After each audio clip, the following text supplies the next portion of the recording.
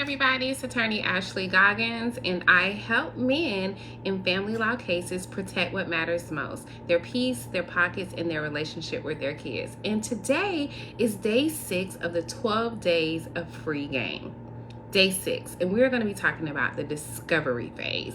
The discovery phase in a divorce in particular, even though you do have discovery in most family law cases, I want to mainly focus on the discovery process in a divorce, in a contested divorce, because if you are doing an uncontested divorce, you generally will not have to go through the discovery phase because everybody is getting along, everything is peaches and cream, and you're going straight to settlement in an uncontested divorce. So let's go ahead and get started.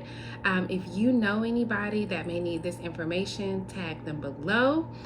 Send this video to them. It could be helpful to a friend, family member, neighbor, cousin, coworker, whomever. So share it out. So the discovery process. So the discovery process is an opportunity for both parties to learn about each other's side of the case. So it is a information gathering phase. So this is when you want to gather all of the information that you possibly need to have a great picture of the case. You want to have a complete picture of the finances as well as aspects of the children's life. So in some cases we do discovery if the parties have kids. We ask questions about the kids. We ask questions to teachers. There could be a social investigation. So you're gathering all of the information that you possibly need in order to prepare yourself for trial. Or the biggest thing, you are getting this information to settle. So a lot of cases do settle after the discovery phase because you have a complete picture of the relationship that both parties have with the kids. You have the law, you have the facts and circumstances of the case, and you also have a complete picture of the finances. So all of that taken together, you can now settle alimony, you can settle time sharing issues, equitable distribution, any debt that may owe. So that is why the discovery process is so important, because you're not surprised when you get to trial.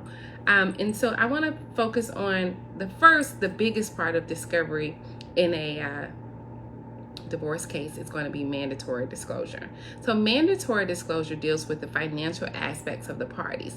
You are required in the state of Florida to produce all of your financial documents. That could be your paycheck stubs or proof of any financial statements from any income that you receive, your taxes for 3 years, your checking account, savings account for the last year, your credit card statements for the last 2 years. I mean, it is a myriad of things, okay? 17 items to be exact, that you are required. Some things may apply to you, some things may not, but the biggest things are some of the things that I've listed. That has to be turned over to the other party. And once that is done, you're able to kind of see where everyone is, okay? Like kind of see what we're dealing with, or if we need more information based on what was provided. So you may go through the bank statements and you may see that, hey, there's another account. So we may need to request an additional checking account statements that maybe was missed, or they didn't know that they needed to turn it over, or whatever the case may be. So that is mandatory disclosure. Generally, the parties are going to have about 45 days to get this done initially, but it could last longer because you have people that are missing items. You may need additional information, and you may have to request other things. And sometimes you don't want to move to the next step until you've completed the mandatory disclosure phase. Once you're done, you file something called a notice of compliance with mandatory disclosure, saying that here's what I provided, here's the list of things that I provided, and here are the dates for the things that I provided. And then the second thing I want to discuss is the tools that attorneys use in a Florida divorce case to gather or obtain information. So we can do interrogatories. So interrogatories are questions. We can submit written questions and the party has to answer those questions. We also can do requests for admissions. Requests for admissions are you stated allegations. So you could say, you and your wife have 5 kids. Admit or deny. You would admit that. Admit that you cheated on your spouse. Deny. Or admit.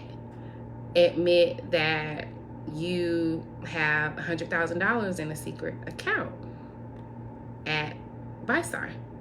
Admit. So you can admit or deny. Those are requests for admissions.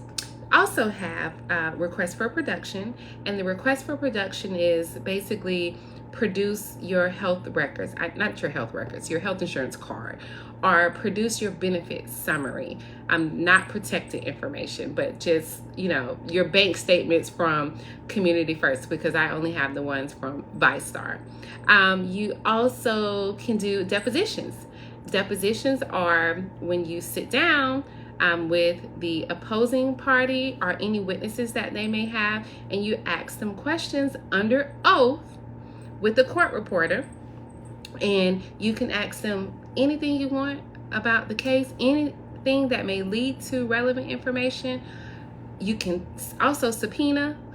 Attorneys do have subpoena power, so you can subpoena someone to come to trial, or subpoena someone to the deposition, or you can also subpoena documents. So the discovery process is very, very, very important in family law cases. It is very important in divorce.